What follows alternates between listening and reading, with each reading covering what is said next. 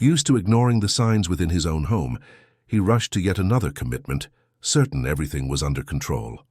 But that poor girl in the schoolyard, protecting her child with bare feet, changed everything. If you were touched by this beautiful story of resilience and love, don't forget to subscribe to our channel and tell us which city you're watching from. Continuing. From his corner office on the 42nd floor of the Bennett Global headquarters in Manhattan, James Bennett could see the entire city sprawling beneath him like a chessboard, where he'd positioned all the pieces just right. The rain traced silver lines down the floor-to-ceiling windows, creating the illusion that the skyscrapers were melting into the fog. Another day, another billion-dollar merger secured. "Mr. Bennett, the board is waiting in the conference room," his assistant said from the doorway. Her voice tinged with the familiar tension that had become the soundtrack of the office. James nodded, without looking away from the window. "Tell them 5 minutes. But, sir, you said that 20 minutes ago, and your ex-wife has called twice about—" "I said 5 minutes. Diane." The door closed with a soft click and James closed his eyes. Diane had been about to remind him that he was supposed to pick up Nate from school today, a promise he'd made to his 10-year-old son 3 days ago when the boy's eyes had lit up for the first time in months. A promise that was now colliding with the Henderson acquisition, the deal that would cement Bennett Global as the undisputed king of East Coast real estate development. James checked his watch. 3:15 p.m. The private school his son attended was 40 minutes away in the quiet suburb of Westchester, where they'd moved after Melissa left. He could make it if he left now, if he skipped the final signatures, if he delegated the closing remarks to his VP. But James Bennett hadn't built an empire by skipping finales. The rain intensified as his phone buzzed again.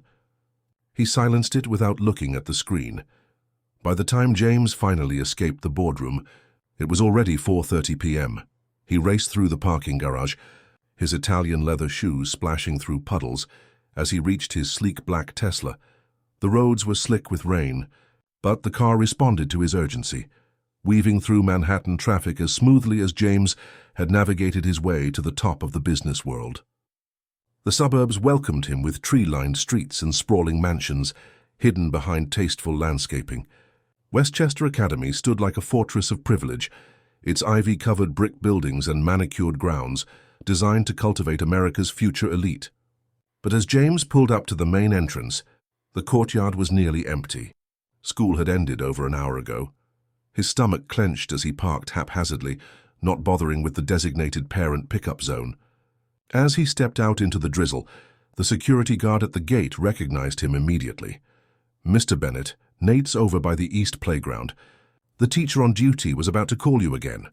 James nodded curtly, irritation masking his guilt. The guard's tone held a judgment he wasn't in the mood to acknowledge. He strode across the empty courtyard, his tailored suit soaking up the rain like a sponge. When he rounded the corner to the playground, he stopped dead in his tracks. Near the swing sets, partially obscured by an old oak tree, Nate was surrounded by 3 older boys. Even from a distance, James could see his son's shoulders hunched forward, his thin frame curled inward like a wounded animal. Books lay scattered on the wet ground around his feet. One of the boys gave Nate a shove that sent him staggering backward. James felt a surge of protective fury, but before he could move, a small figure darted between the boys and his son. A girl, no more than 10 or 11, with a tangled mass of dark hair and clothes that hung loosely on her small frame, planted herself directly in front of Nate. Even from this distance, James could see the ferocity in her stance. She was tiny compared to the 3 boys, yet there was something in the way she held herself that made them hesitate. "Back off," her voice carried across the empty playground, clear and surprisingly firm. "Leave him alone," the tallest boy laughed. "What are you going to do about it, trash girl?" "Go back to whatever dumpster you crawled out of." James started moving toward the confrontation, but found himself slowing down, transfixed by the scene unfolding before him. The girl didn't flinch. "I said back off, now." She reached into her pocket and pulled something out, a small object James couldn't identify from where he stood. "Remember what happened last time someone messed with my friends? Principal Gardner would love to hear about you stealing test answers again, wouldn't he, Tyler?" The tallest boy, Tyler, paled visibly. His friends exchanged nervous glances. Whatever, Tyler muttered, backing away. Your boyfriend's not worth the trouble anyway, freak. The three boys retreated, casting dark looks over their shoulders as they headed toward the parking lot. Only then did James resume his approach, his footsteps muffled by the wet grass. The girl turned at the sound, instinctively placing herself between the approaching stranger and Nate. It was only when Nate looked up and whispered, "Dad," that her posture shifted slightly. "You're late," she said bluntly, sizing James up with eyes that seemed far older than her years. Her accent was pure New York, not the polished Manhattan dialect of his boardroom, but the rough-edged cadence of the outer boroughs. "Lucy," Nate murmured, tugging at her sleeve. "It's okay. That's my dad." James knelt down to help gather Nate's sodden books, acutely aware of how long it had been since he'd made such a gesture. "Are you all right?" he asked his son, whose face was flushed with embarrassment. Nate nodded without meeting his eyes. "Thank you," James said, addressing the girl, Lucy, who was still watching him warily. "Those boys, they've been doing that for weeks," she cut him off, her tone matter-of-fact. "Your son's too nice to tell anyone, and the teachers don't see what they don't want to see." James felt the words like a physical blow. "Weeks?" He looked at Nate, who was studying the ground with intense concentration. "I'm James Bennett," he said, extending his hand to the girl. "Nate's father." She stared at his outstretched hand for a long moment before finally taking it. Her palm was calloused, her fingers ice-cold from the rain. "Lucy Reyes," she said. Then, with a quick glance at the school building, she added, "I should go." "Wait," James said. "Let me give you a ride home." "It's pouring." A shadow passed over her face. "No thanks. I don't live far." Before James could insist, Lucy squeezed Nate's shoulder and whispered something in his ear that made him nod earnestly. Then she was gone, darting across the playground and disappearing around the corner of the school building with the fluid ease of someone accustomed to making quick exits. The drive home was suffocated by silence. James tried several times to start a conversation, but Nate's one-word responses eventually dried up altogether. Through the rearview mirror, James could see his son staring out the window, his reflection fragmented by raindrops, looking so much like Melissa that it made his chest ache. Their house, a modernist structure of glass and steel that had been featured in Architectural Digest, felt cavernous and cold as they entered. James had bought it after the divorce, convinced that its clean lines and spectacular views would represent their fresh start. Now, as Nate disappeared upstairs without a word, the emptiness of the space seemed to mock him.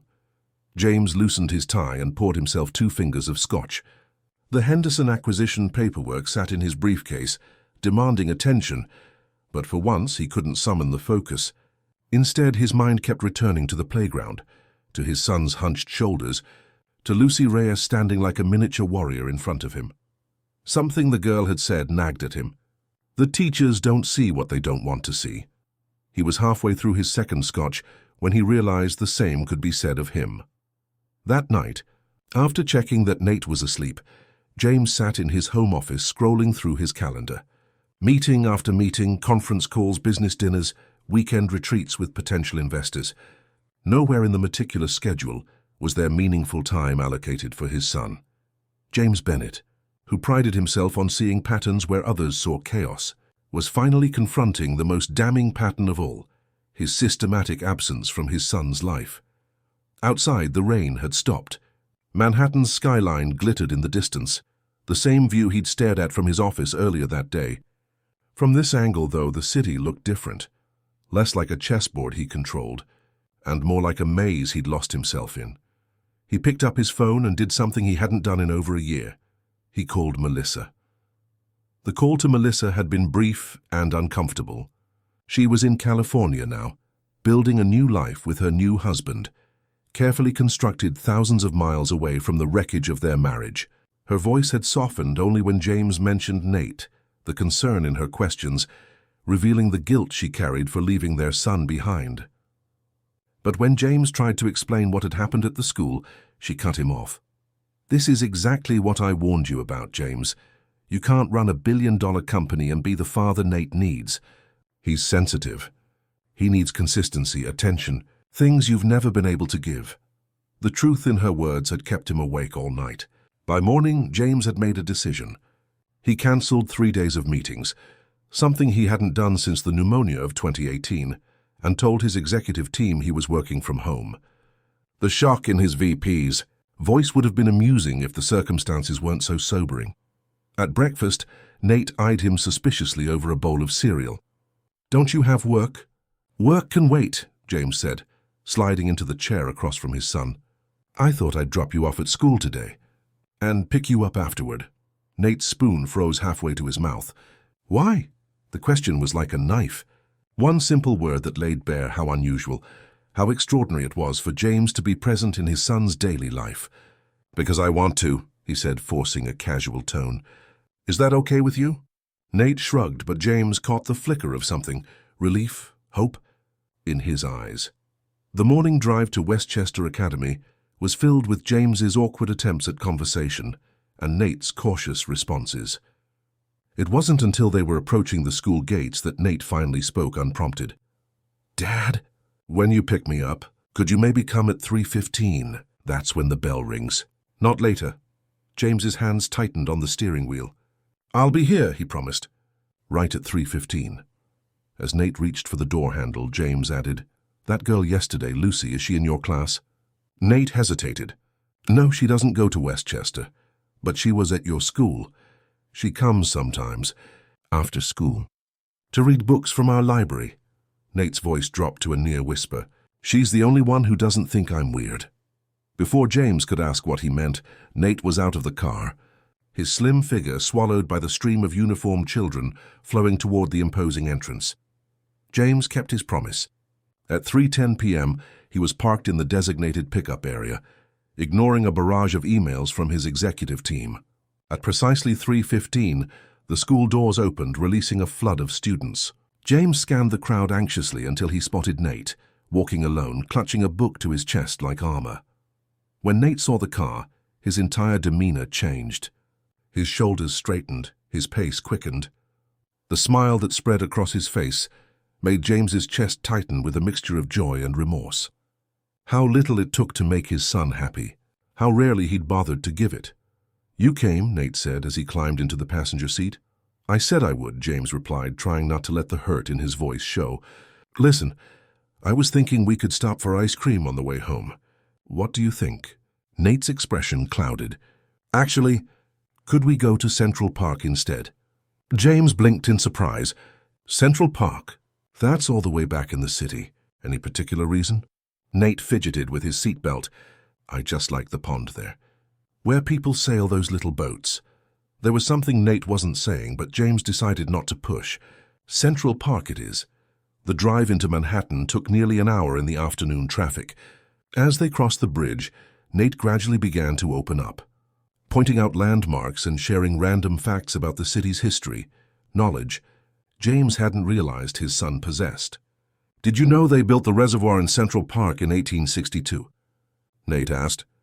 "And there's a castle there that's not really a castle. It's called Belvedere, which means beautiful view in Italian." "I didn't know you were so interested in Central Park," James said, navigating through the congested streets of the Upper East Side. "I read about it," Nate replied. "Lucy likes it there. She knows all the secret places." And there it was, the real reason for their excursion. They parked near Fifth Avenue and walked into the park, Nate leading the way with surprising confidence. The late afternoon sun filtered through the trees, casting dappled shadows on the winding paths. Families strolled by, tourists snapped photos, and joggers weaved through the crowds. For the first time in years, James found himself noticing the simple beauty of the park he'd passed countless times without really seeing. When they reached the conservatory water, where model boats glided across the surface, Nate slowed down, his eyes scanning the area. "Is Lucy supposed to meet us here?" James asked gently. Nate shook his head. "Not exactly. She just comes here sometimes. To read." They circled the pond twice before Nate's face suddenly lit up. He pointed to a secluded bench, partially hidden by an overgrown hedge. There, with her knees drawn up to her chest and a book balanced precariously on them, sat Lucy Reyes. James hung back as Nate approached the bench. He watched as his son hesitantly called out to the girl, saw her head snap up. wariness instantly replaced by a genuine smile when she recognized Nate. The transformation was remarkable. In that moment, she looked like any other child, unburdened and bright. The two talked animatedly for several minutes before Nate glanced back at James and gestured for him to join them. As James approached, he noticed Lucy's posture stiffen slightly. "Mr. Bennet," she acknowledged, closing her book, a worn copy of To Kill a Mockingbird that looked like it had been read 100 times. "Hello?" "Lucy," James said, taking a seat on a nearby bench. "That's quite an advanced book for someone your age." She shrugged. "It's not that hard if you actually try to understand it." James smiled despite himself. "Fair enough. Do you come to the park often?" "When I can," she said vaguely. "The libraries here don't mind if you stay all day. And the Alice in Wonderland statue is good for thinking." James noticed several things as the conversation continued. Lucy was extraordinarily well-spoken and knowledgeable for a child her age. She avoided any direct questions about where she lived or her family. And most importantly, she had a profound effect on Nate. His son was animated, engaged, even occasionally laughing in a way James hadn't seen since before the divorce. As the afternoon shadows lengthened, James suggested they get something to eat. He expected Lucy to decline, but to his surprise she agreed to join them for hot dogs from a nearby vendor. They sat on the grass near the pond, and James observed as the two children discussed books, science facts, and their shared fascination with the stars. "You can't really see them in the city," Lucy was saying, "but there's a place upstate where the sky is so clear you can see the whole Milky Way. My dad used to take me there." Used to. The past tense hung in the air. "Maybe we could go sometime," Nate suggested, looking hopefully at his father. Before James could respond, Lucy checked the cheap digital watch on her wrist and abruptly stood up. "I have to go." "Already?" Nate's disappointment was palpable. "But we were going to show you the castle."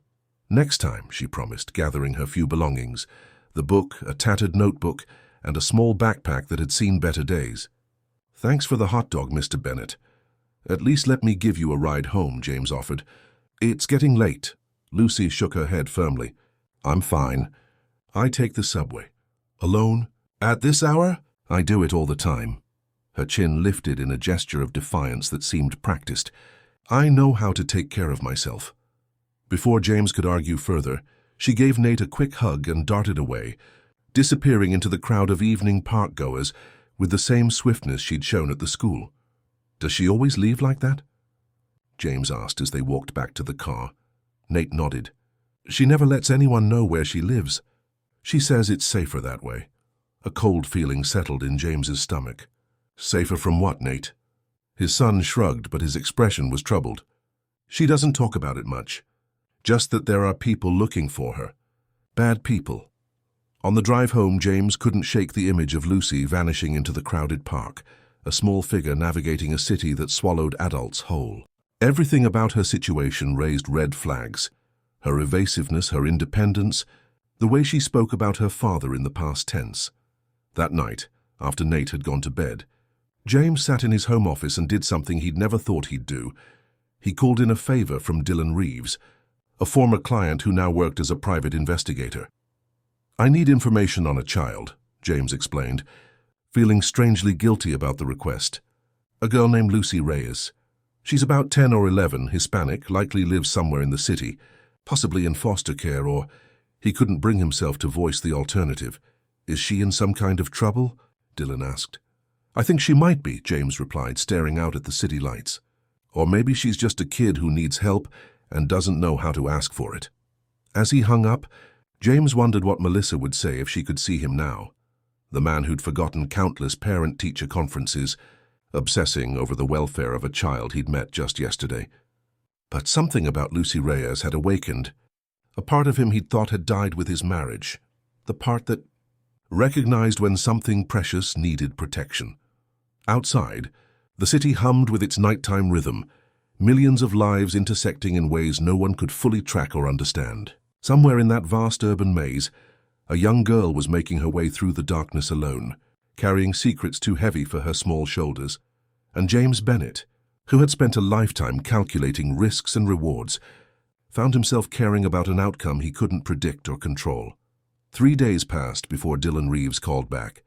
In that time, James had established a new routine, taking Nate to school each morning and picking him up promptly at 3:15 p.m. The novelty hadn't worn off for either of them. Each time James appeared at the designated hour, Nate's face would light up with a mixture of surprise and joy that made James simultaneously proud and ashamed. They hadn't seen Lucy again, though Nate mentioned she sometimes appeared at the playground after school. Not every day, he explained. Just when she can get away. Get away from what? The question lingered in James's mind as he answered emails from his home office, half his attention always on the clock, counting down to pickup time. When Dylan finally called, James was reviewing quarterly projections that his CFO had flagged as concerning. "I've got something on your Lucy Reyes," Dylan said without preamble. "It's complicated." James set aside the reports. "I'm listening." "There is no Lucy Reyes in the foster care system in New York City or any of the surrounding counties," Dylan explained. "No missing persons reports matching her description either. But I did find a Lucia Reyes Morales who might be your girl." James grabbed a pen. "Go on." Parents were Elena Morales and Gabriel Reyes. They owned a small property upstate, a house with a few acres in the Catskills. Father was a carpenter. Mother was a teacher. They were killed in a car accident about 18 months ago. James closed his eyes briefly. "And Lucy?" "That's where it gets strange. According to official records, Lucia Reyes Morales was in the car with her parents. All three were declared deceased at the scene." "That's impossible," James said. "Unless we're talking about a different girl." "I don't think so," Dylan interrupted. "I showed your description to a contact at Child Services. She remembered the case because of what happened after. The bodies of the parents were clearly identified, but the child's remains were less conclusive. There was a closed casket funeral for all three, arranged by the mother's brother, Antonio Morales. He inherited the property." James felt a chill run through him. "You think this uncle falsified a death certificate?" "Why would he do that?" "Tasby saw as a property, most likely. The house and land are worth about $500,000. Not a fortune by your standards, but enough to motivate some people. If the girl were alive, she'd be the rightful heir." The pieces were starting to fall into place. "Is there any way to confirm if Lucy is actually Lucia Reyes Morales?" "Short of DNA testing?" "Not easily. But my contact mentioned something interesting. The Reyes girl had a distinctive birthmark on her right shoulder, shaped like a crescent moon. If your Lucy has that, I'd say the odds are pretty good." James thanked Dylan and hung up, his mind racing. If Lucy was indeed Lucia Reyes Morales, legally declared dead, then she had been living as a ghost for 18 months, invisible to the system, hiding from an uncle who had effectively erased her existence for financial gain. No wonder she never wanted anyone to know where she lived. No wonder she disappeared so quickly whenever adults showed too much interest. But how had she survived all this time? Where was she sleeping? How was she feeding herself? The questions multiplied, each more disturbing than the last. James was so lost in thought that he nearly missed his alarm, the reminder he'd set to pick up Nate. He grabbed his keys and headed for the garage, his mind still churning with what he'd learned. At Westchester Academy, the usual stream of luxury SUVs and town cars lined the circular driveway. James parked and stepped out, deciding to meet Nate at the entrance rather than waiting in the car. As he approached the ornate double doors, he noticed a cluster of mothers gathered near the security desk, their voices carrying across the courtyard. "Can't believe they allow it," one was saying, her blonde hair pulled into a perfect chignon, a child like that hanging around the school. "It's a security issue, if nothing else." "Jennifer said she saw the girl going through the cafeteria garbage last week," another added, her voice hushed but clearly audible. "Can you imagine? What kind of diseases?" "Mrs. Henderson complained to Principal Whitaker yesterday," a third chimed in. "Apparently her Zachary came home with some ridiculous story about the homeless girl defending that Bennett boy." They fell silent when they noticed James, exchanging meaningful glances before dispersing with tight smiles and nods of recognition. James felt a surge of anger rise in his throat, but swallowed it down. These were the mothers of Nate's classmates, the wives of his business associates and clients. The social web was delicate, and he'd learned long ago which battles were worth fighting. The dismissal bell rang and students began pouring through the doors. James spotted Nate immediately. Not among the laughing groups or pairs of friends, but walking alone as usual, his gaze fixed on the ground. What James hadn't noticed before was how the other children moved around him, leaving a small but unmistakable buffer of empty space, as if he were surrounded by an invisible force field. Invisible lines. The thought came unbidden. Lines that separated the popular from the outcasts, the wealthy from the poor, the insiders from the eternal outsiders. Lines that James, for all his success and power, had never truly seen until now. "Hey, buddy," he called, forcing a cheerfulness he didn't feel. "Good day?" Nate shrugged, but his expression brightened somewhat at the sight of his father. It was okay. As they walked to the car, James casually asked, "Any sign of Lucy today?" Nate shook his head. "No, but—" He hesitated, then reached into his backpack and pulled out a folded piece of paper. "She left this for me with Mr. Davis, the security guard. He's nice to her." James took the paper, a page torn from a notebook covered in neat, careful handwriting that belied the age of its author. "Meet me where the statues sleep," it read. "Saturday, 10 a.m. Bring your constellation book if you want." Where the statues sleep?" James asked. "The Metropolitan Museum," Nate explained, his voice lifting with excitement. "There's an Egyptian exhibit with all these statues that Lucy says look like they're just taking a really long nap. We went there once before. She knows all the free days and which guards don't check for tickets." James raised an eyebrow. "And when exactly did you go to the Met with Lucy?" Nate's face flushed. "Last month, when Mrs. Garcia was supposed to be watching me. The babysitter James hired when he had weekend business meetings. I told her I was going to Tommy Wright's house to study." "I'm sorry, Dad." The lie should have concerned him more, but James found himself more impressed than angry. Nate, his quiet, rule-following son, had created an elaborate deception just to spend time with the one person who made him feel less alone. "It's Saturday tomorrow," Nate continued, watching his father's face anxiously. "Could we go, please?" James thought of the quarterly reports waiting on his desk, the concerned calls from his executive team, the mounting evidence that Bennett Global needed his full attention to navigate the economic headwinds they were facing. Then he thought of Lucy, Lucia, alone in the vastness of New York City, declared dead but stubbornly continuing to live. "Yes," he said, "we'll go." That night, after Nate had gone to bed, James returned to his office and pulled up the property records for the Catskills area. It took him less than an hour to find what he was looking for, a modest house on 3 acres of land near a small town called Woodstock, originally owned by Gabriel Reyes and Elena Morales, now registered to Antonio Morales. There were photos of the property from a previous listing, a charming 2-story farmhouse with a wraparound porch, surrounded by maple trees and wild gardens. It looked like the kind of place where a family might gather on summer evenings, where a child might chase fireflies as dusk settled over the mountains. On impulse, James searched for news articles about the accident. He found only a brief mention in a local paper, a single vehicle crash on a rainy night, a family returning from a concert in Albany. The car had veered off the road and plunged down an embankment. No witnesses. By the time emergency services arrived, it was too late. James stared at the sparse details, trying to imagine the scene. Had Lucy somehow survived and wandered away in shock? Had she been thrown clear of the vehicle? Or, the thought chilled him, had she never been in the car at all? What would make a child choose to live on the streets, rather than with her only remaining family? What would make an uncle claim his niece was dead when she wasn't? The questions circled in his mind as he finally went to bed, exhausted but restless. In the darkness of his bedroom, with Manhattan's lights creating patterns on the ceiling, James realized how much his world had shifted in just a few days.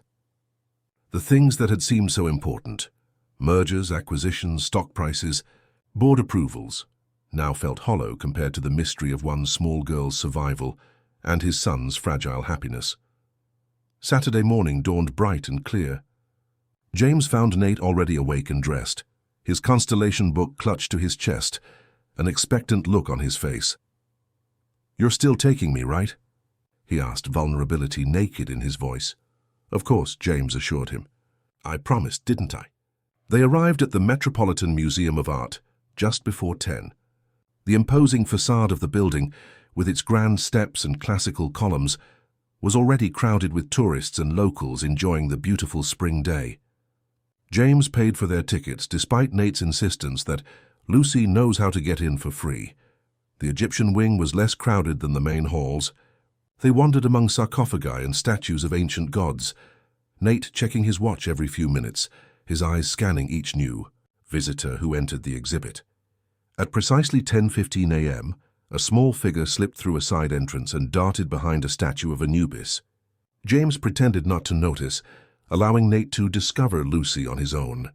He watched from a distance as his son approached the statue, the joy on both children's faces when they saw each other sending an unexpected pang through his chest. Lucy was wearing different clothes today, a clean but faded blue t-shirt, jeans with patches at the knees, and sneakers that looked relatively new. Her dark hair was pulled back in a neat ponytail, revealing the delicate lines of her face. If James hadn't known better, he might have thought she was just an ordinary girl on a museum visit.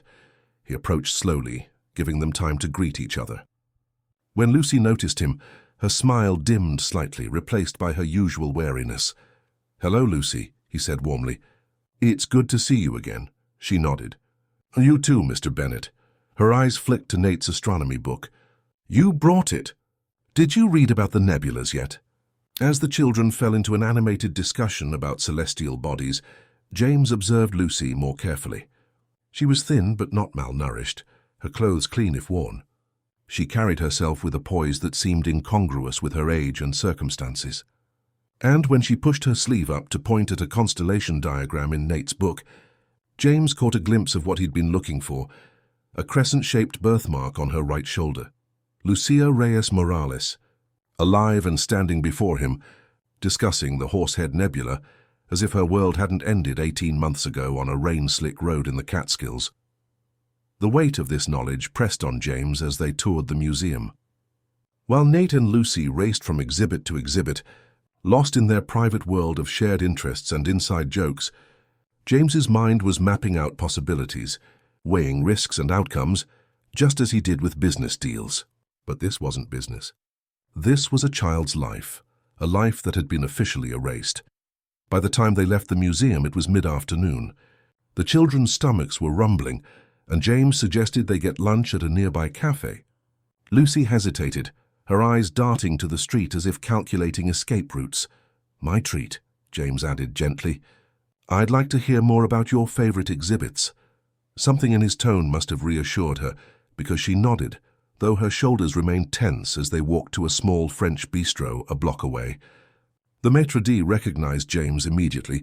He was a regular when entertaining clients, and led them to a quiet corner table. Lucy looked distinctly uncomfortable, surrounded by white tablecloths and crystal water glasses. She sat on the edge of her chair, her back straight, eyes taking in every detail of her surroundings. When the waiter handed them menus, she studied hers with the same intense concentration she'd shown for the Egyptian artifacts. "Get whatever you like," James told both children. "I'll have a grilled cheese sandwich." "Please," Lucy said when the waiter returned, her voice quiet but clear. "And water is fine." "Are you sure that's all you want?" James asked. "Their croque-monsieur is excellent." "That is a grilled cheese sandwich," she replied with the hint of a smile, "just with a fancy French name and ham added." James couldn't help but laugh. "You're absolutely right. I stand corrected." As they waited for their food, he steered the conversation toward neutral topics: the museum exhibits, Nate's school projects, Lucy's favorite books.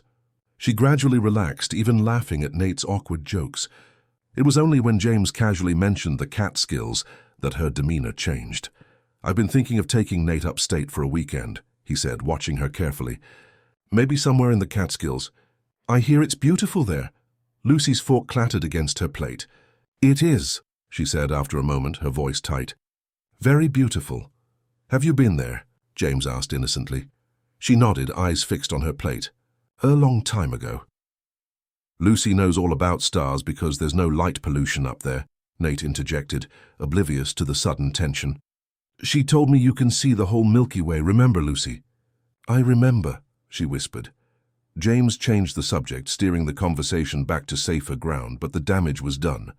Lucy had withdrawn into herself, answering questions with monosyllables, her earlier animation replaced by guarded silence. After lunch, they stood on the sidewalk outside the bistro. The spring afternoon had grown warmer, the streets bustling with weekend crowds. "We could go to the park," Nate suggested hopefully. "Or there's that cool bookstore Lucy told me about." Lucy shook her head.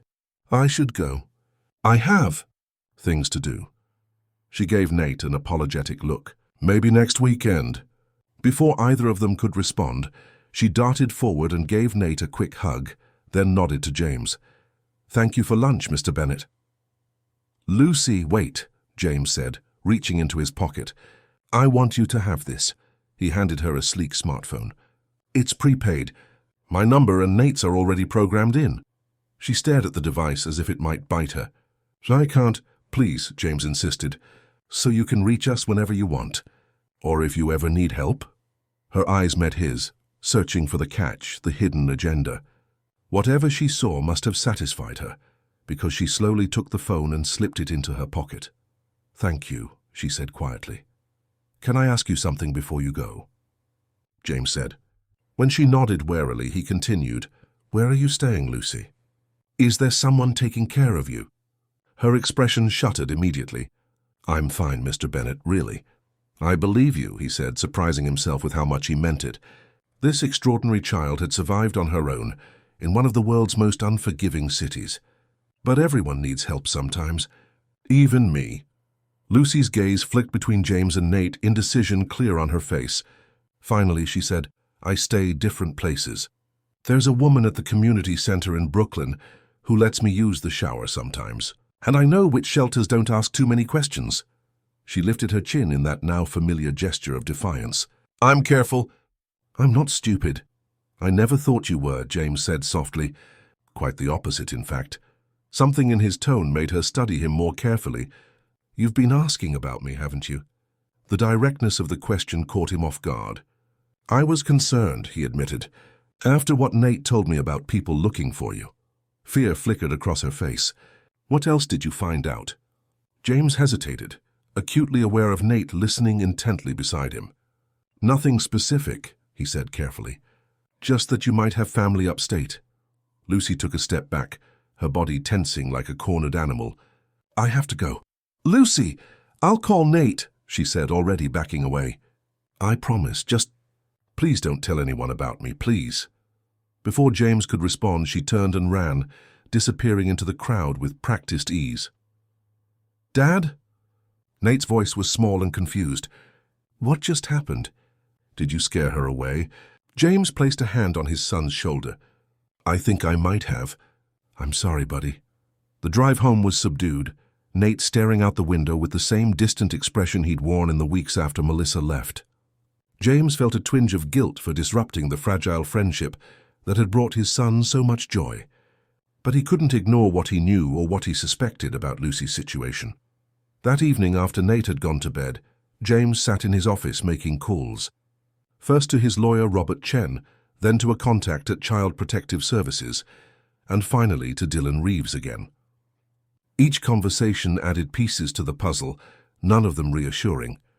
"If what you're suggesting is true," Robert said, "this goes beyond simple inheritance fraud. Falsifying a death certificate, concealing a minor's existence, we're talking potential criminal charges, but proving it would be difficult without the girl's cooperation. And if she is who you think she is," his CPS contact added, "coming forward could mean placing her in the system. Foster care isn't always ideal, especially for older children." The implications weighed heavily on James as he stared at his computer screen, where property records and accident reports created a damning but incomplete picture. He needed more information. He needed to talk to Lucy again, to earn her trust enough that she might tell him the full story. But she hadn't called. The phone he'd given her remained silent all through Sunday, and by Monday morning, James was beginning to fear she'd thrown it away, or worse, fled the city entirely. "She'll call," Nate insisted as James drove him to school. "Lucy always keeps her promises." James wished he shared his son's confidence. The memory of Lucy's face when he'd mentioned her family, the raw fear in her eyes, haunted him. What had her uncle done to make her so afraid? What was she hiding from? The day crawled by, James unable to focus on work despite the increasingly urgent emails from his office. By afternoon, he'd made a decision. He would take Nate to the community center in Brooklyn that Lucy had mentioned. Perhaps the woman who let her use the shower would know more about her situation. But as he pulled up to Westchester Academy at 3:15, all thoughts of Brooklyn vanished. Nate was running toward the car, his face alight with excitement. "She called, Dad!" "Lucy called. She wants to meet us at the park after school. She says it's important." James felt a surge of relief. "Did she sound okay?" "I think so," Nate said, buckling his seatbelt. "But kind of scared?" "She said to meet her by the Alice statue at 4. The Alice in Wonderland statue in Central Park was crowded with children climbing over the bronze figures of Alice, the Mad Hatter, and the White Rabbit. James and Nate circled the area twice before spotting Lucy, seated on a bench partially obscured by flowering bushes.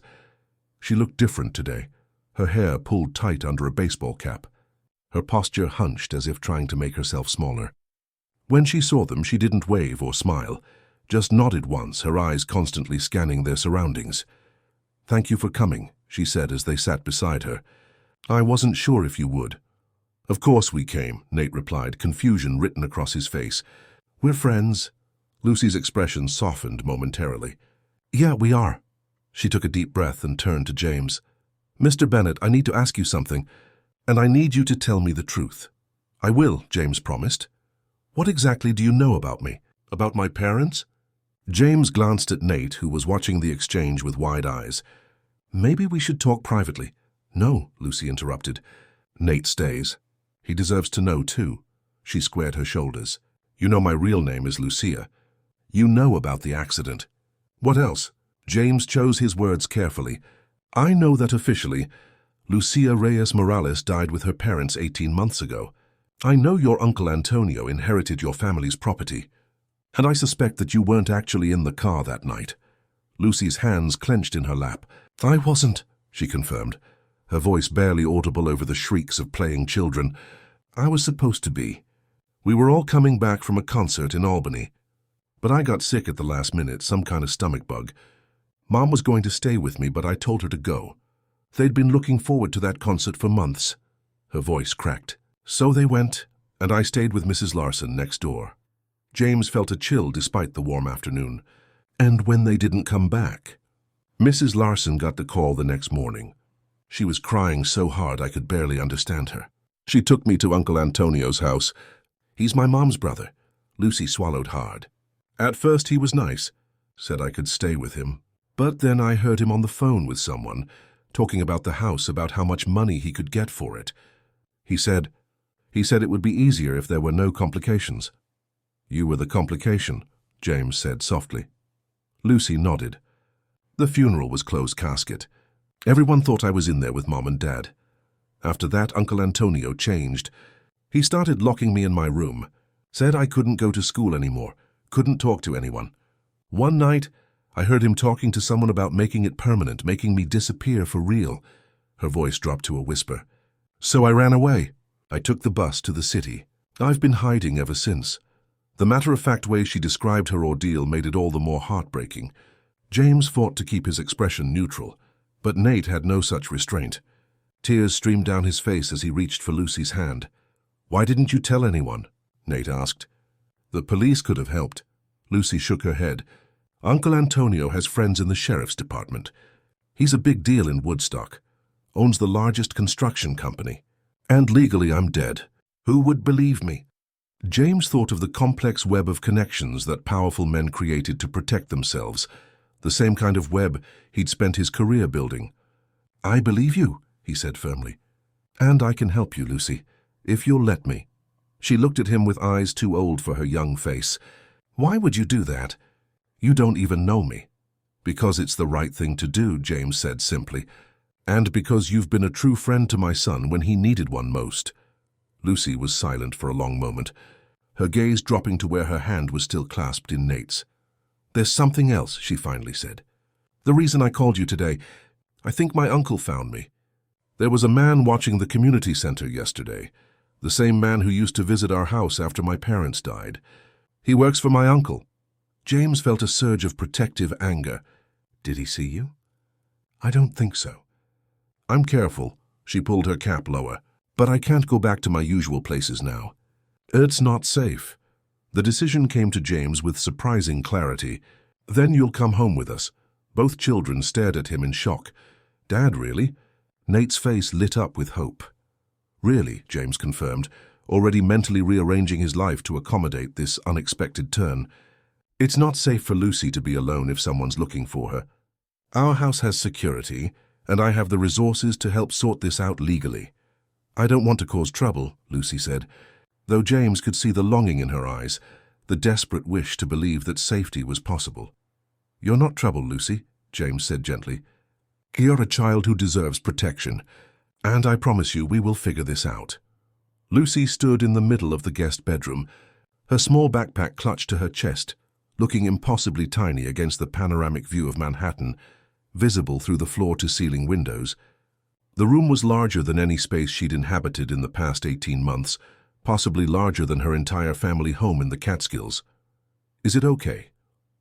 James asked from the doorway, watching her take in the pristine white bedding, the sleek modern furniture, the ensuite bathroom with its marble fixtures. She nodded wordlessly, still not quite believing this turn of events.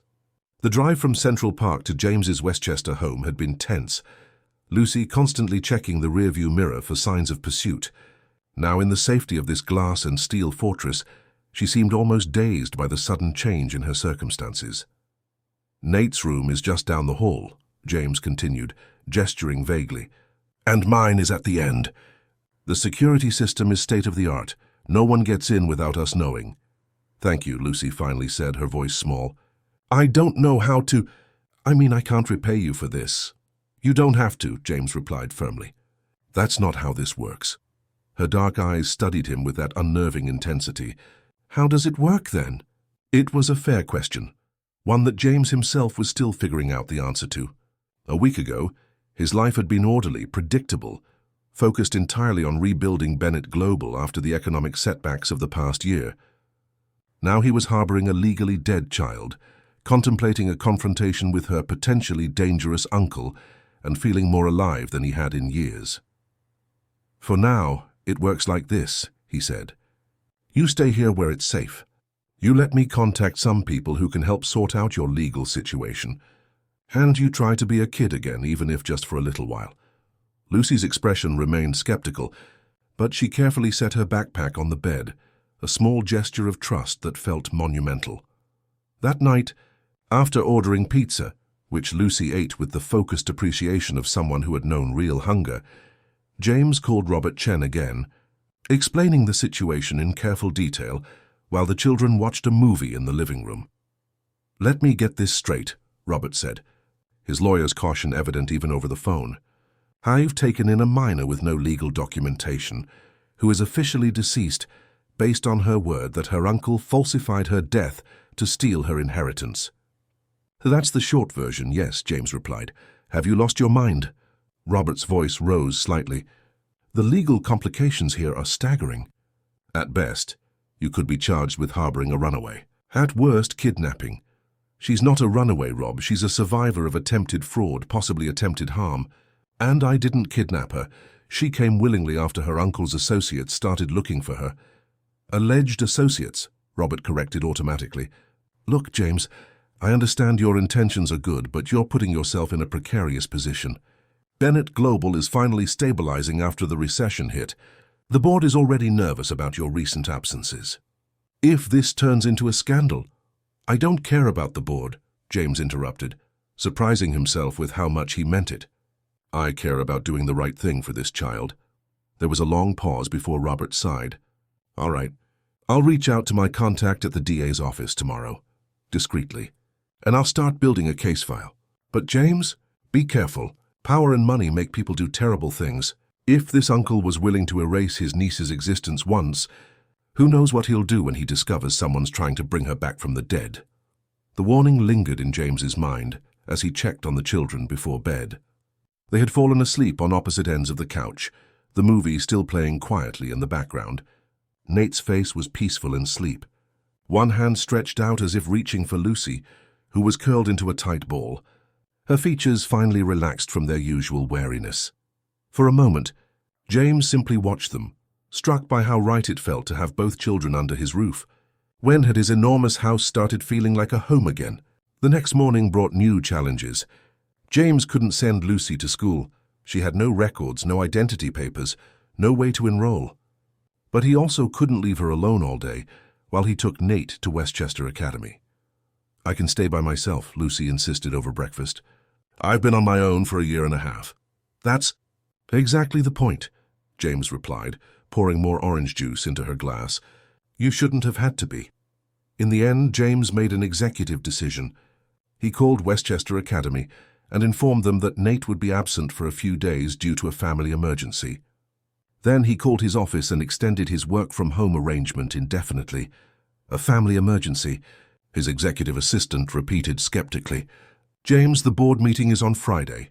Thornton is already circling like a shark, telling everyone you've lost your edge." James thought of Craig Thornton, his ambitious VP who had been angling for the CEO position since the day he was hired. "Let him circle," James said. "Some things are more important." He spent the morning making calls from his home office while the children explored the house. Lucy approached each room with the same careful observation she'd shown at the museum, taking in details that most would overlook.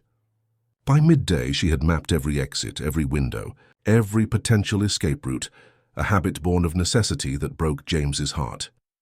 After lunch, Dylan Reeves arrived with a folder of documents and a grim expression. "You've stirred up a hornet's nest," he told James as they sat in the office, voices lowered so the children wouldn't overhear. "Antonio Morales isn't just connected in Woodstock. He's got friends in Albany, too.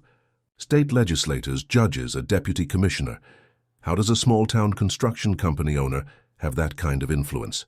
James asked, flipping through the documents Dylan had brought.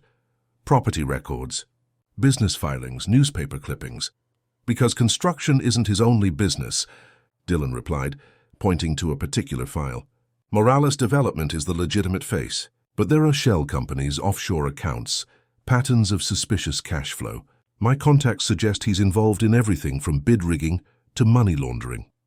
James studied a photo of Antonio Morales, a heavy-set man in his 50s with cold eyes and an expensive suit. It was hard to imagine this man as Lucy's blood relative, harder still to understand how he could have erased her existence for financial gain. "So we're not just dealing with inheritance fraud," James said heavily. "We're potentially exposing a criminal enterprise." Dylan nodded, "Which makes this a lot more dangerous. These aren't the kind of people who back down easily." "What about the property? Lucy's inheritance?" "The house and land are still in Morales' name. He hasn't sold them. Interestingly enough, according to local records, the place has been sitting empty since the accident." Dylan hesitated. "There's something else. The accident itself, I've been looking into the police report.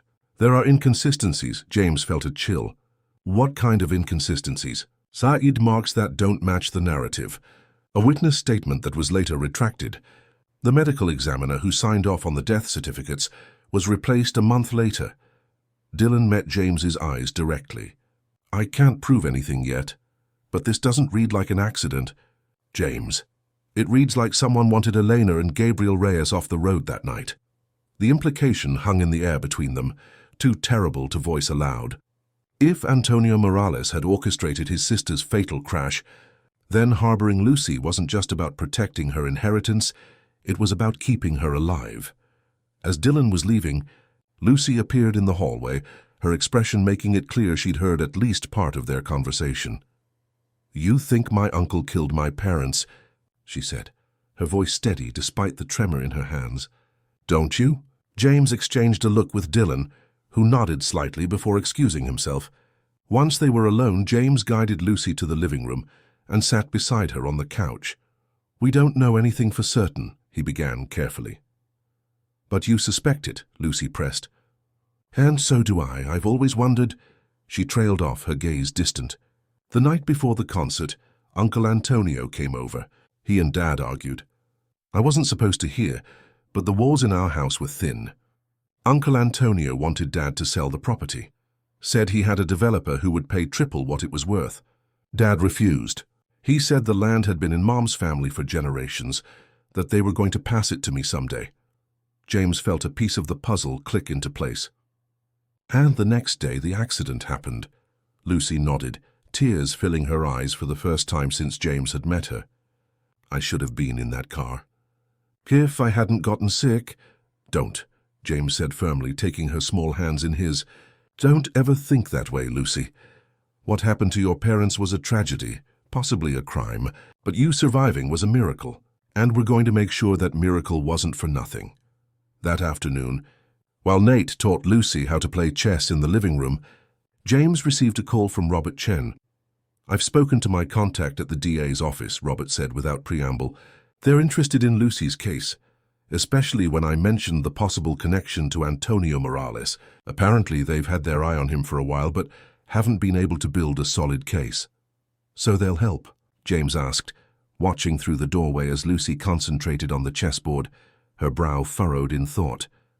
They'll help, Robert confirmed. But there's a catch. They need Lucy to make an official statement. And they need proof that she is who she says she is. School records, medical records, DNA if possible. I'm working on the records, James said. Dylan's trying to track down Lucy's former teacher and their family doctor. As for DNA, he hesitated. We'd need a sample from a blood relative for comparison, or her parents' remains, Robert said quietly. I know it's grim, but an exhumation order might be necessary if this goes to court. The thought made James's stomach turn. Let's explore all other options first. I don't want to put Lucy through that unless absolutely necessary. After ending the call, James returned to the living room just in time to see Lucy capture Nate's queen with a deft move that left his son gaping in surprise. Checkmate in 3 moves, she announced, a genuine smile lighting up her face for the first time all day. How did you get so good at chess? Nate asked, bewildered. My dad taught me, Lucy replied, the smile turning wistful. He said it was good for teaching patience and strategy. We used to play every Sunday after dinner. James watched the exchange with a bittersweet feeling. In these small moments of normalcy, glimpses of the child Lucy should have been, would have been, if tragedy hadn't struck, shone through the protective shell she'd built around herself. That night, after the children had gone to bed, James sat at his kitchen counter reviewing the documents Dylan had provided. The more he read, the more convinced he became that Antonio Morales was not just a fraudster, but a dangerous criminal who had orchestrated his own sister's death for financial gain. The question was how to prove it without putting Lucy at risk.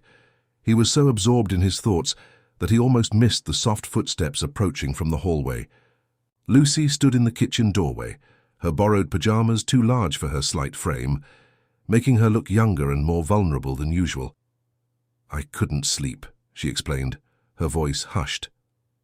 Is it okay if I get some water? Of course, James said, quickly closing the file. You don't have to ask, Lucy. Consider this your home for as long as you need it. She filled a glass from the refrigerator dispenser, then hesitated before asking, Are you still going to help me get my parents' house back? I'm going to try, James answered honestly. It might be complicated and it might take time. But I promise you I won't stop until you have what rightfully belongs to you. Lucy took a sip of water, her dark eyes studying him over the rim of the glass. Why are you doing all this, really? It was a question James had asked himself repeatedly over the past week. Why had he, a man known for his calculated business decisions and emotional detachment, thrown himself so completely into helping this child? The answer came to him with surprising clarity. Because when I saw you defend Nate that day at the school, I realized I'd forgotten what courage looks like, he said simply. You reminded me that some things are worth fighting for, no matter the cost. And maybe, in helping you find justice, I can find my way back to being the kind of person I used to be, the kind of father Nate deserves. Lucy absorbed his words with that preternatural stillness of hers. Finally, she set down her glass and said, My mom used to say that the measure of a person isn't how they act when things are easy. It's what they do when doing the right thing is hard. She gave him a small, serious smile. I think she would have liked you, Mr. Bennett. As she padded back to her room, James felt something shift inside him, a quiet certainty that regardless of the challenges ahead, he was on the right path for the first time in years. The empire he'd built, the power he'd accumulated, the reputation he'd crafted, none of it mattered compared to the trust of 2 children, who needed him to be better than he'd ever thought he could be. The fragile peace of their new arrangement lasted exactly 3 days. During that time, a strange domestic routine emerged. James working from his home office while the children read, played chess, or explored the expansive garden behind the house. Lucy gradually relaxed her vigilance, though James often caught her checking the windows or studying the security panel by the front door. Old habits died hard, especially those born of survival. On the morning of the fourth day, James came downstairs to find Lucy already awake, seated at the kitchen island with a bowl of cereal and the New York Times spread out before her. The sight of a child so small reading the business section with such intense focus made him smile. "Good morning," he said, pouring himself a cup of coffee. "Sleep well?" Lucy nodded without looking up from the paper. "Your company's stock went up 2 points yesterday," she observed casually. "But the article says the board is concerned about leadership vacuum during a critical growth period. Is that because you've been staying home with us?" James nearly choked on his coffee. "You understand the financial section?" She shrugged. "My dad taught me. He said understanding money is how you keep people from taking advantage of you." Her voice grew quieter. Didn't work out so well for him, though. Before James could respond, his phone rang, the custom tone he'd assigned to Robert Chen. "Excuse me," he said to Lucy, stepping into the hallway to take the call. "We have a problem," Robert said without preamble. "A big one.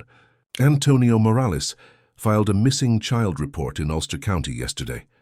He's claiming his niece Lucia, who he's been raising since his sister's death, ran away from home a week ago. He's extremely concerned for her safety and is offering a substantial reward for information leading to her return." James felt the blood drain from his face. "That's impossible. Lucy's been declared dead for over a year." "Apparently not anymore," Robert replied grimly. "According to my sources, Morales is now claiming there was a clerical error with the death certificate. That Lucia survived the crash but was traumatized and has been in his care all this time. He's got medical records, school records, even neighbors willing to swear they've seen the girl regularly at his home." "They're all forgeries," James said, his mind racing. "They have to be." "Probably," Robert agreed, "but they look legitimate enough that the police are taking the report seriously." "And James?" "He specifically mentioned she might be in the New York City area. He told police she'd been talking about a friend named Nate." Ice formed in James's veins. "He knows she's with us. It gets worse. My contact at the DA's office says they can't move forward with any investigation into Morales, while there's an active missing child case with him as the legal guardian. Their hands are tied until Lucy's legal status is clarified. So what are you saying?" James demanded, lowering his voice as he noticed Nate coming down the stairs. "That I should just hand her over to the man who tried to erase her existence, who might have killed her parents?" "Of course not," Robert said, "but you need to be prepared. If the police identify Lucy as the missing child Morales is looking for, they'll have no choice but to return her to his custody, at least temporarily. The burden will be on you to prove she's in danger, and that's not easy without hard evidence." After ending the call, James stood motionless in the hallway, trying to process this new threat. Morales was clever. He'd found a way to use the system against them, to transform Lucy from a victim into a runaway, and James from a protector into a potential kidnapper. "Dad? Is everything okay?" Nate asked, taking in his father's troubled expression. James forced a smile. "Everything's fine, buddy. Just some work stuff. Is Lucy in the kitchen?" But when they returned to the kitchen, Lucy was gone. The newspaper lay abandoned on the counter, her cereal half-eaten beside it. A cold feeling of dread washed over James as he called her name, receiving no answer. "She was just here," Nate said, confusion turning to alarm. "Maybe she went upstairs?" A quick search of the house revealed no sign of Lucy. The back door stood slightly ajar, the only exit not connected to the security system. James rushed outside, scanning the manicured lawn and the woods that bordered the property. "Lucy!" he shouted, panic rising in his throat. Had Morales's men found her somehow? Had they taken her while he was distracted on the phone? "But Dad!" Nate's voice came from the far corner of the garden, near the old oak tree that marked the boundary of their property. James sprinted toward him, relief flooding through him when he saw Lucy perched on a low branch, her legs dangling. "She's up here," Nate said unnecessarily, his face pinched with worry. "She won't come down."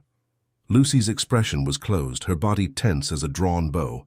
"You were talking about me," she said flatly. "I heard you on the phone. My uncle is looking for me, isn't he?" James sighed, knowing better than to lie. "Yes, he's filed a missing child report. He's claiming you've been living with him all along, that you ran away a week ago." Lucy's laugh was bitter, devoid of any childish humor. "Of course he is. He can't admit the truth now. Too many questions would be asked." Her hands gripped the branch so tightly her knuckles turned white. "Are the police going to make me go back to him?" "No," James said firmly. "I won't let that happen." "You can't stop it," Lucy replied, her voice steady despite the fear in her eyes. "He has all the power." "He always has." She looked out toward the woods. "I should just run. Start over somewhere else." "And go where?" James asked gently. "Keep running forever? That's not a life." "Lucy." "It's better than going back to him." The raw terror in her voice made it clear that whatever had happened in her uncle's house had left scars deeper than she'd revealed. "Listen to me," James said, stepping closer to the tree. "I know you're scared. I know you've had to rely on yourself for so long that trusting anyone else feels impossible. But I promise you, I swear to you, that I will not let your uncle take you. We have options. We have resources. We have the truth on our side." Lucy stared down at him, searching his face for any sign of doubt or deception. Whatever she saw must have reassured her, because after a long moment, she slid down from the branch and allowed him to lead her back to the house, Nate trailing anxiously behind them. Inside, James called an emergency meeting. Within 2 hours, his living room had been transformed into a command center. Robert Chen arrived with a family court specialist. Dylan Reeves brought files and a forensic accountant who specialized in tracing hidden assets. Sarah Donovan, a former prosecutor who now worked for Bennett Global's legal department, joined them via video conference. Lucy sat in the middle of this activity, watching with wary fascination as the adults built a strategy around her. Nate remained by her side, a steady presence in the storm of legal terms and tactical discussions.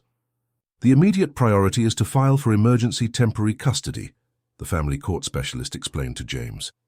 "Given the unique circumstances, we'll need to simultaneously file to have Lucy's death certificate invalidated and establish her true identity." "What about the missing child report?" James asked. "Won't the police be looking for her?" Robert nodded grimly. "They will. But if we voluntarily disclose her location to the authorities while explaining the situation and filing for protective custody, we strengthen our position. It shows we're not hiding her, we're protecting her." "And what about Morales?" Dylan interjected. "I've got evidence of financial irregularities in his business, but nothing concrete tying him to the car accident yet." "Keep digging," James instructed, "and reach out to your contact at the state police. See if they'd be willing to reopen the investigation into the crash." As the discussion continued, James noticed Lucy growing increasingly pale and withdrawn. He called for a break, sending the legal team to the dining room to continue their planning while he knelt before Lucy's chair. "This is a lot, I know," he said softly. "Are you doing okay?" She shook her head slightly. "They're all talking about me like I'm a case to be solved. Like I'm not even here." James felt a pang of remorse. In his rush to mobilize resources, he'd forgotten how overwhelming this must be for a child who had spent months in the shadows, unnoticed and unheard. "You're right," he acknowledged. "And I'm sorry.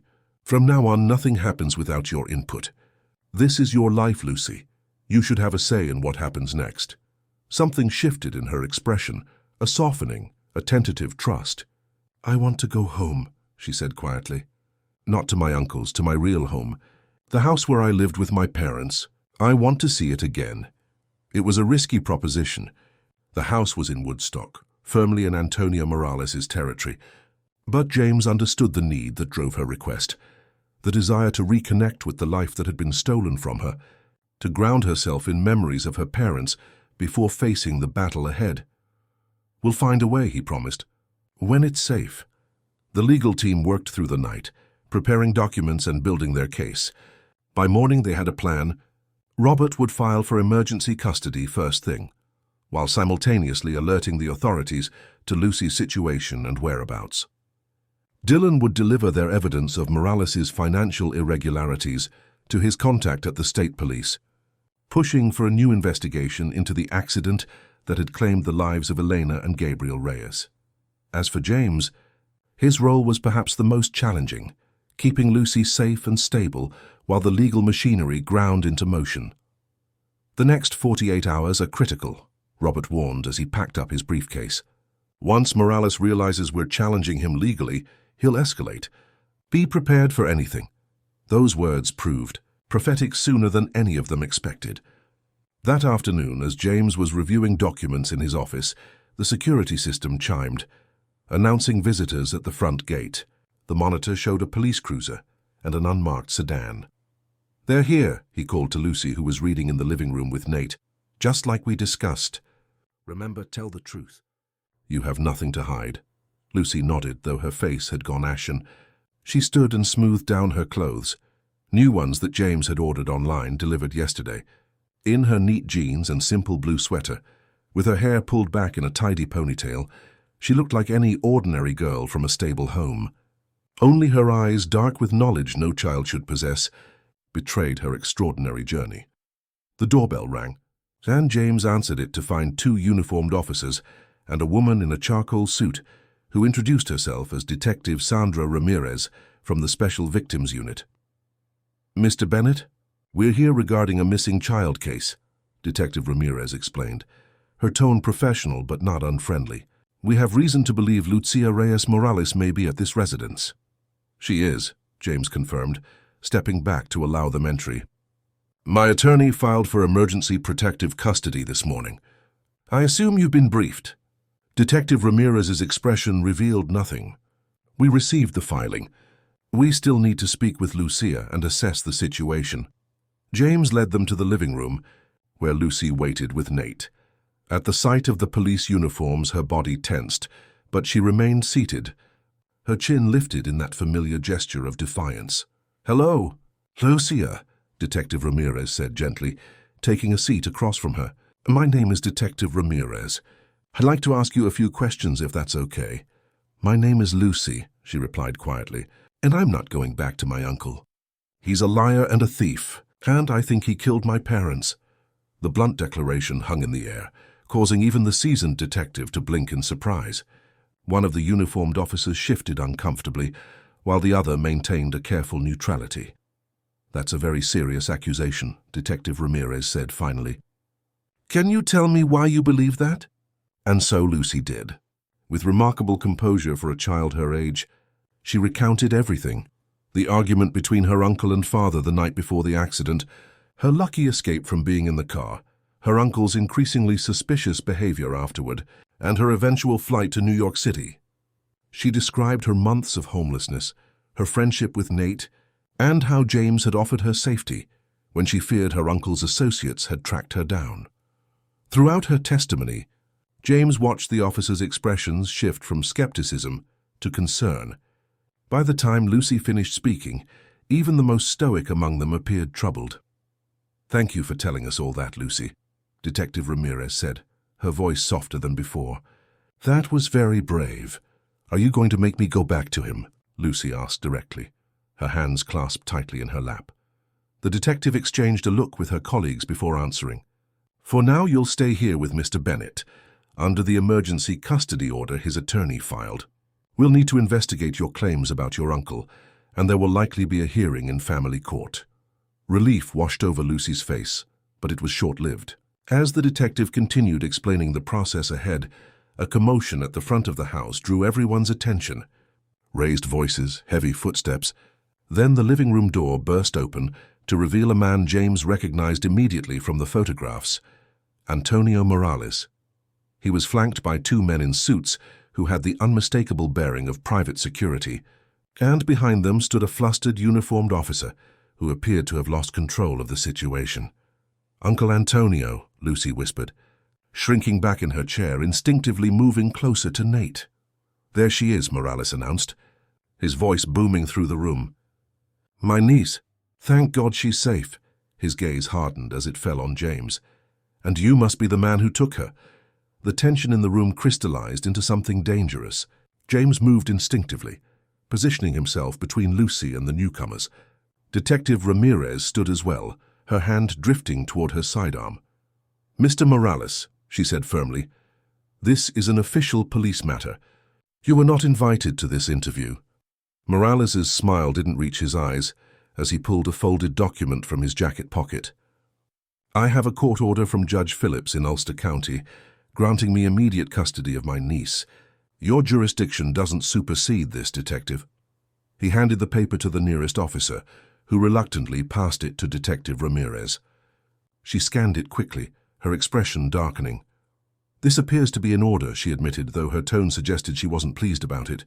"However, given the circumstances and the allegations that have been made, I believe it would be prudent to—" "Allegations?" Morales interrupted, his voice sharp. "What allegations?" "Your niece has made some concerning claims about her living situation with you," Detective Ramirez replied carefully, "and about the circumstances surrounding her parents' deaths." For a fraction of a second, something flashed across Morales's face, rage, or perhaps fear, but it was quickly replaced by an expression of wounded innocence. "Lucia has been through a terrible trauma," he said, his voice softening as he looked at Lucy. "The accident that took my sister and brother-in-law left her with emotional scars. She's been seeing a therapist, but sometimes she confuses things, invents scenarios." He sighed heavily. "The therapist says it's her way of processing her grief." "That's not true." Lucy's voice rang out, clear and furious. "I'm not confused. I'm not inventing anything. You're the liar, Uncle Antonio. You always have been." Morales's expression hardened briefly before he forced another sympathetic smile. "You see what I mean? This is why she needs to come home, where she can continue her treatment in a stable environment." James felt Lucy trembling beside him, her small hand finding his and squeezing with desperate strength. Nate had moved to her other side, his young face set in a protective glare directed at Morales. "I'm afraid Mr. Morales is right about the court order," one of the uniformed officers said reluctantly. "It takes precedence over the emergency custody filing, at least until a hearing can be arranged." "No." The word escaped James before he could consider its implications. "No, I won't let you take her." Morales's eyes narrowed. "Mr. Bennett, I understand you thought you were helping, but Lucia belongs with her family. With me," he gestured to his security men. "Please bring my niece." As the men started forward, several things happened at once.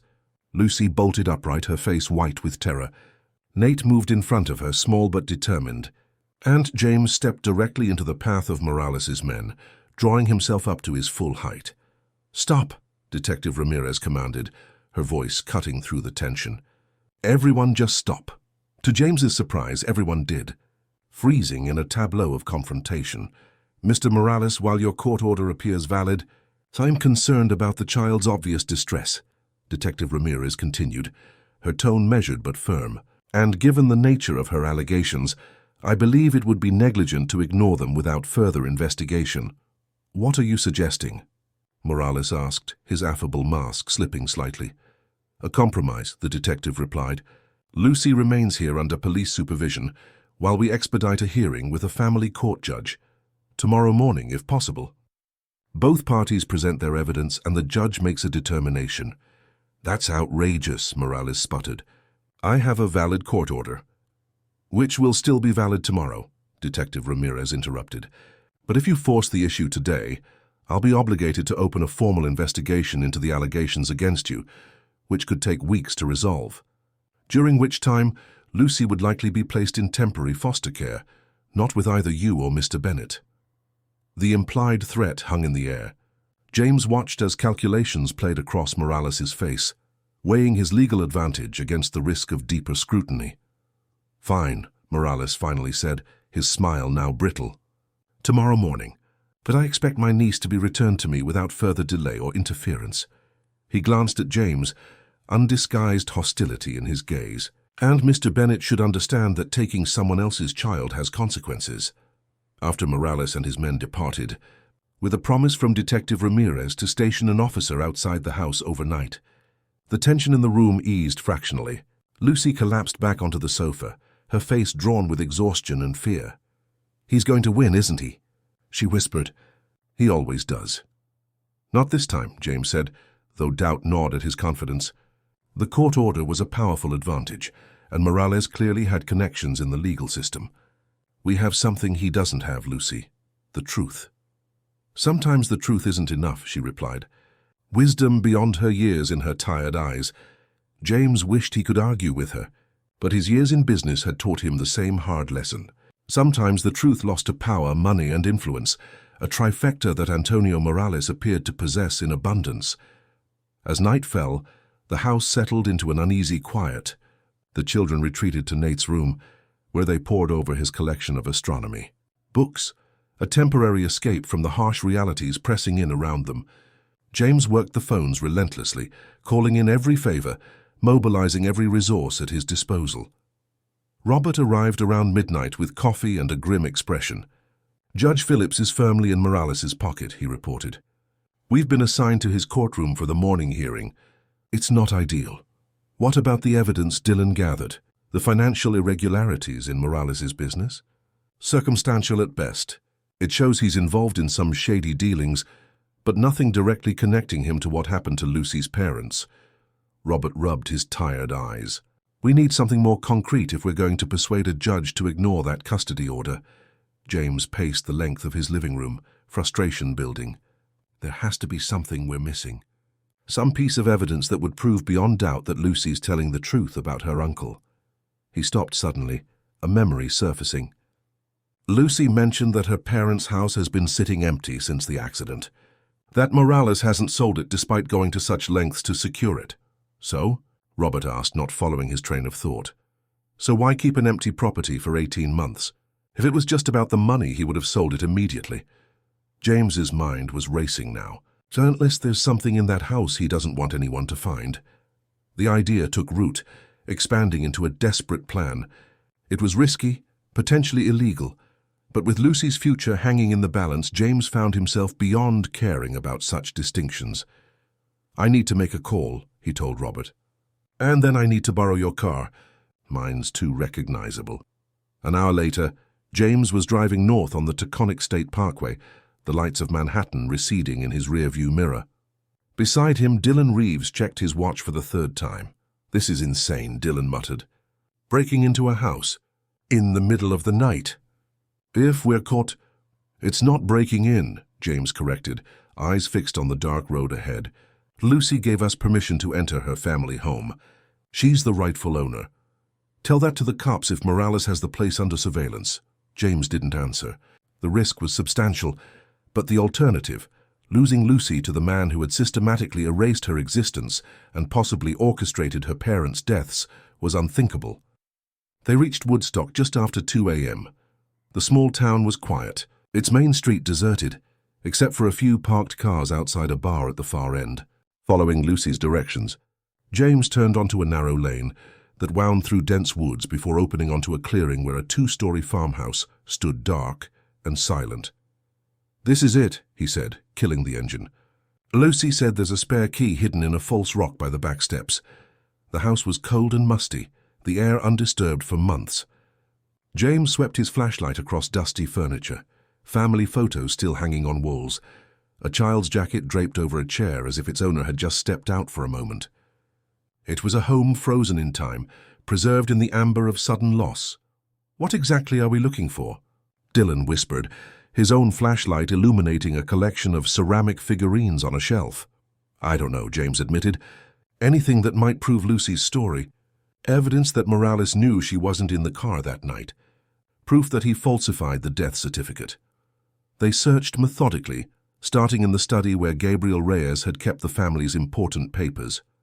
Most of the documents were gone, likely taken by Morales after gaining control of the property, but in a hidden compartment beneath a loose floorboard, they found a sealed envelope addressed to Lucia, on her 18th birthday in neat handwriting.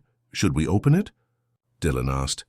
James hesitated, torn between respect for the privacy of Lucy's parents and the desperate need for evidence. In the end, necessity won out. Inside the envelope was a letter and a small USB drive. The letter, written by Elena Morales Reyes, was a heartfelt message to her daughter about the legacy she would one day inherit. Not just the property, but the responsibility of preserving the land that had been in their family for generations. It mentioned the USB drive, which contained documentation of the property's history and legal status. This could be useful in establishing Lucy's claim to the inheritance, James said, carefully returning the letter to its envelope. But it's not enough to prove Morales falsified her death. They continued searching, moving upstairs to the bedrooms. Lucy's room was exactly as she had described it. Walls painted light blue, glow-in-the-dark stars on the ceiling, bookshelves overflowing with novels and science texts, far beyond the reading level of most children her age. She wasn't exaggerating about being well-read, Dylan remarked, examining the collection. In the master bedroom, they found little of interest until James noticed a loose panel in the back of the closet. Behind it was a small fireproof safe. Lucy didn't mention this, James said, examining the combination lock. Any ideas? Dylan shook his head. We'd need a locksmith or heavy equipment, neither of which we have time for. James stared at the safe, thinking. Lucy said her mother kept important dates in a special notebook. Birthdays, anniversaries, that sort of thing. He hurried back to Lucy's room, where he'd seen a collection of notebooks on her desk. The third one he checked had a floral cover and contained lists of dates, each with a brief notation beside it. Returning to the safe, James tried several combinations: Lucy's birthday, her parents' anniversary, the date they'd moved into the house. On the fourth attempt, the date Elena and Gabriel had first met, the lock clicked open. Inside were documents, jewelry, and a thick manila envelope labeled insurance. James opened it to find life insurance policies for both Elena and Gabriel, with Lucy named as the sole beneficiary. But what caught his attention was a DVD in a plain case marked Security Footage Cabin. They had a security system at their weekend cabin, James remembered Lucy mentioning. Her dad installed it after a break-in. They hurried back downstairs to the living room, where an old DVD player sat beneath the television. The footage was grainy, but clear enough to show Elena and Gabriel Reyes preparing to leave for their concert in Albany. The timestamp matched the date of the accident. What it didn't show was Lucy getting into the car with them. Instead, it captured a brief conversation between Elena and Gabriel at the front door. Though there was no audio, it was clear from their gestures and expressions that they were discussing their daughter, who was not present. Gabriel pointed upstairs several times, and Elena nodded with a concerned expression before they finally left, alone. This proves Lucy wasn't in the car, James said, his pulse quickening. This proves her uncle lied about her being declared dead in the accident. But the most damning evidence came at the end of the footage. Nearly 2 hours after Elena and Gabriel had departed, a truck pulled up to the cabin. A man emerged, Antonio Morales, unmistakable even in the grainy footage. He entered the cabin using a key, emerged 20 minutes later with a small bag and drove away. The timestamp was just 30 minutes before the estimated time of the fatal crash. What was he doing there? Dylan murmured. And what was in that bag? James felt a chill that had nothing to do with the cold house. Something to tamper with their car, maybe? Or evidence he needed to remove before anyone else arrived. He carefully ejected the DVD. Whatever it was, this footage places him at their cabin shortly before the accident. It's enough to raise serious questions about his involvement. They gathered everything they'd found. The letter, the USB drive, the insurance documents, and most importantly, the security footage. As they were preparing to leave, James's phone vibrated with a text from Robert. "Where are you?" "Urgent news. Call ASAP." Stepping onto the porch to get better reception, James called his lawyer. "What's happening?" "The hearing's been moved up," Robert said, his voice tense. Morales pulled strings. "It's scheduled for 8 a.m. now, not 10. And James? He's brought in reinforcements. A high-powered attorney from Albany with connections to the governor's office. They're painting you as a wealthy businessman who's become obsessed with Lucy, who's manipulating a vulnerable child for your own purposes." James checked his watch. 3:47 a.m. They had just over 4 hours to get back to the city and prepare for the hearing. "We found evidence," he told Robert. "Security footage proving Lucy wasn't in the car the night of the accident and showing Morales at their cabin shortly before the crash. We're heading back now." The drive back to Manhattan was a race against time and exhaustion. James pushed Robert's BMW to its limits, while Dylan worked his phone, coordinating with their team to prepare for the hearing. By the time they reached James's house, dawn was breaking over the city, painting the glass towers in shades of gold and rose. Lucy was already awake, sitting in the kitchen with Nate. Both children looked as if they hadn't slept, their faces drawn with worry. When James entered, Lucy stood immediately, searching his expression for any hint of what he'd found. "Did you go to my house?" she asked quietly. "Did you find anything?" James nodded, setting down the collection of evidence they'd gathered. "We found quite a lot, Lucy, including this." He showed her the DVD. "Security footage from your parents' cabin.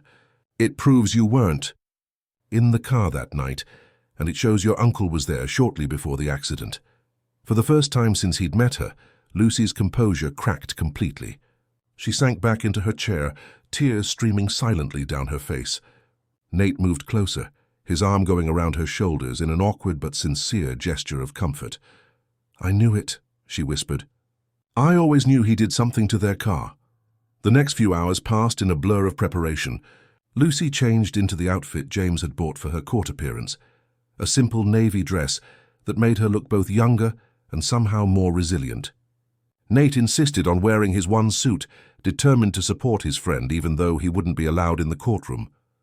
As they prepared to leave, Lucy suddenly turned to James, her expression solemn. "Whatever happens today," she said, "thank you for believing me, for fighting for me.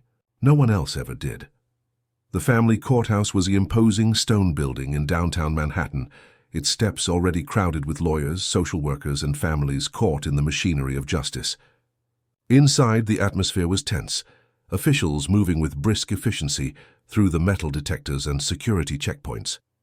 Courtroom 3B was smaller than James had expected, with worn wooden benches and fluorescent lighting that cast everyone in an unflattering pallor. Antonio Morales was already seated at one table with his attorney, a sharp-featured woman in an expensive suit who exuded confidence. When Lucy entered, Morales gave her a smile that made James's skin crawl. Possessive, triumphant, cold. Robert Chen met them at the plaintiff's table, taking the evidence James had brought and quickly reviewing it while the courtroom filled. Detective Ramirez slipped in at the last moment, taking a seat in the back row. "All rise," the bailiff announced. "The Honorable Judge Phillips presiding." Judge Phillips was a thin man with steel-gray hair and reading glasses perched on the end of his nose. He surveyed the courtroom with an air of impatient authority before taking his seat and gesturing for everyone else to do the same. "I understand we have an unusual situation here," he began, his tone making it clear he considered this an inconvenience. "A custody dispute involving a child, previously believed to be deceased. Let's try to sort this out quickly and efficiently." The hearing began with Morales' attorney presenting their case, a smooth narrative, about a grieving uncle who had taken in his traumatized niece after the tragic accident that claimed her parents' lives. She described how Lucy had struggled with emotional issues, eventually running away after an argument about school attendance. "Mr. Morales has provided extensive documentation," the attorney concluded, "including medical records, school records, and witness statements confirming that Lucia has been in his care since the accident. The death certificate was indeed filed in error, a clerical mistake that Mr. Morales had been in the process of correcting when his niece ran away." Throughout this presentation, Lucy sat rigid beside James, her hands clenched in her lap. When it was their turn, Robert Chen approached the bench with the evidence they'd gathered. "Your Honor, we have reason to believe that Antonio Morales has committed multiple serious crimes, including falsifying official documents, insurance fraud, and possibly involvement in the deaths of Elena and Gabriel Reyes." He presented the security footage first, explaining its significance. "As you can see, Lucy was not in the car the night her parents died, despite Mr. Morales' claim that she was injured in the accident. Furthermore, Mr. Morales was at their cabin shortly before the crash, removing something from the property." Judge Phillips watched the footage with a deepening frown. "This is certainly concerning, but it doesn't definitively prove wrongdoing." "There's more, Your Honor," Robert continued, presenting the financial evidence Dylan had gathered. "Mr. Morales stood to gain significantly from his niece's supposed death. Not only did he inherit the family property, but we've discovered he attempted to collect on Lucy's life insurance policy as well, a policy worth $500,000. The judge's expression grew increasingly troubled as the evidence mounted. When Robert finished, he turned to Lucy. "Young lady, would you be willing to tell the court in your own words what happened after your parents' accident?" Lucy stood, her small figure somehow commanding in its dignity.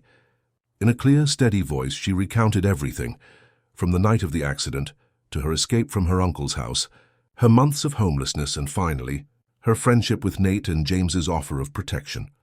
When she finished, the courtroom was silent. Even Morales's confident attorney seemed subdued. Judge Phillips removed his glasses, pinching the bridge of his nose as if warding off a headache. "This is an extremely troubling case," he said finally. "Mr. Morales, do you wish to respond to these allegations?" Morales stood, his expression a careful mask of injured innocence. "Your Honor, my niece has been through a terrible trauma. Her accusations are the product of a young mind trying to make sense of an incomprehensible loss. I only want what's best for her, to bring her home where she belongs, where she can get the help she needs." "And the security footage?" Judge Phillips pressed. "How do you explain your presence at your sister's cabin shortly before the accident?" A flicker of unease crossed Morales's face. I was dropping off some tools my brother-in-law had borrowed. That's all." "With all due respect, Your Honor," Detective Ramirez interjected, rising from her seat in the back, "the New York Police Department takes these allegations very seriously. Based on the evidence presented today, we are opening a formal investigation into the circumstances surrounding the deaths of Elena and Gabriel Reyes, as well as the subsequent actions of Mr. Morales regarding their daughter." Judge Phillips nodded slowly. "In light of this development, and the compelling evidence presented by Mr. Bennett's counsel, I'm inclined to err on the side of caution. Pending a full investigation, I am granting temporary custody of Lucia Reyes Morales to James Bennett, with supervision by Child Protective Services." Lucy's hand found James's, squeezing tight. "Furthermore," the judge continued, his voice hardening as he looked at Morales, "I am issuing a restraining order, preventing Antonio Morales from contacting or approaching Lucia. And I am referring this matter to the district attorney's office for potential criminal charges." Morales's face contorted with fury. "This is outrageous. She's my niece." "You can't—" "Mr. Morales," Judge Phillips interrupted sharply, "I suggest you save your objections for your criminal defense attorney. You're going to need one." As they left the courtroom, Lucy walked with her head high, no longer looking over her shoulder for shadows. Outside, Nate was waiting anxiously on a bench, jumping to his feet when he saw them. "Did we win?" he asked, looking between Lucy and his father. James smiled, feeling a weight lift from his shoulders. "For now," he said. "There's still a long road ahead. But Lucy is coming home with us." Nate whooped with joy while Lucy's smile, a real, unguarded smile, transformed her face entirely. "Home," she repeated softly, testing the word as if it were a foreign language she was just learning. "I'd like that." 6 months later, James stood in the doorway of the sunroom, watching as Lucy and Nate hunched over a complex science project spread across the table. The afternoon sun filtered through the windows, catching the auburn highlights in Lucy's hair that had grown longer, healthier in the months she'd been living with them. The legal battles weren't over. Antonio Morales had been arrested, charged with multiple counts of fraud, and was now facing a reopened investigation into the deaths of Elena and Gabriel Reyes. But he had resources. Connections, attorneys who would fight to the bitter end. None of that seemed to touch Lucy anymore. She had blossomed in the safety of her new home, returning to school, the same one as Nate. After James had a pointed conversation with the administration about bullying, joining the chess club, devouring books from James's extensive library. The wariness in her eyes had gradually been replaced by something James recognized as hope. The formal adoption proceedings were underway, the groundwork laid by Robert Chen's meticulous legal team. Lucy would keep her parents' name, Reyes, but would add Bennett, a bridge between her past and her future. "Dad," Nate called, noticing him in the doorway. "Come look at our solar system model." Lucy figured out how to make the planets actually orbit. James joined them at the table, examining the intricate mechanism they'd created together.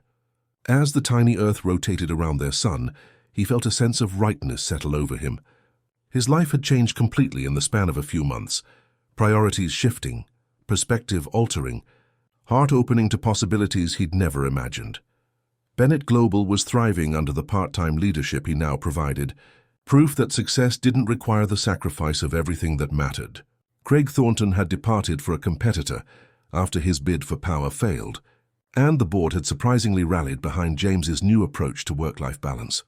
"It's almost dinner time," James said, watching as Lucy made a small adjustment to Saturn's ring. "What do you two say we go out tonight? Maybe that Italian place you both like? Can we get tiramisu?"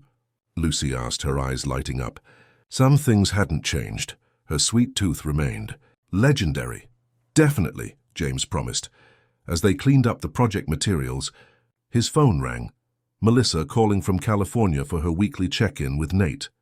To James's surprise, his ex-wife had been supportive of Lucy's presence in their son's life, even flying in to meet her a month ago. "She brings out a side of Nate I've never seen before," Melissa had observed. "He's happier, more confident. You both are." Later, as they walked to the restaurant, Lucy and Nate raced ahead, engaged in some complicated game involving sidewalk cracks and elaborate rules only they understood. James watched them, these two extraordinary children who had taught him more about courage and resilience than all his years in business ever had. He had once thought he could control everything, markets, mergers, the narrative of his own success. Now he knew better. The most important things in life couldn't be controlled or predicted. A chance encounter in a school playground, a child's unwavering bravery, the family that forms not from obligation but from choice. As Lucy turned back to wave him forward, her face alight with a joy that once seemed impossible, James Bennett felt a certainty he'd never known in all his years of calculated risks and strategic decisions. Whatever challenges lay ahead, and there would be many, they would face them together. This unlikely family forged from loss and found in courage. Some things, he had learned, were worth fighting for no matter the cost. Some victories weren't measured in stock prices or market shares, but in the sound of children's laughter and the knowledge that at last you were exactly where you were meant to be.